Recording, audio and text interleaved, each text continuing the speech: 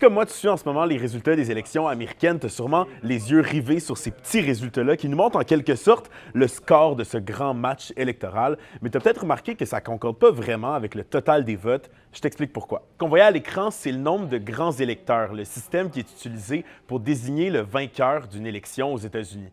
Pour gagner l'élection, un candidat doit obtenir au moins 270 grands électeurs. Chaque État remporté vaut un nombre de grands électeurs qui varie selon sa taille. Puis si tu as la majorité des votes dans un État, ben, tu remportes tous les grands électeurs de cet État-là. Oui, mais je viens sauf dans deux États, le Nebraska et le Maine. Si on transpose ce système-là, par exemple, dans une élection pour élire le président ou la présidente d'une école, si on a deux candidats, par exemple David et Camille, bien dans ce cas-ci, même si on a 14 votes pour David et 15 pour Camille, bien c'est comme si Camille remportait l'ensemble de la classe. C'est comme si on avait 50 classes, dans le fond, un peu partout dans l'école, et chaque classe vaut un nombre différent de votes en fonction de sa taille. Le candidat qui remporte le plus grand nombre de votes à travers le pays est donc pas assuré de remporter l'élection.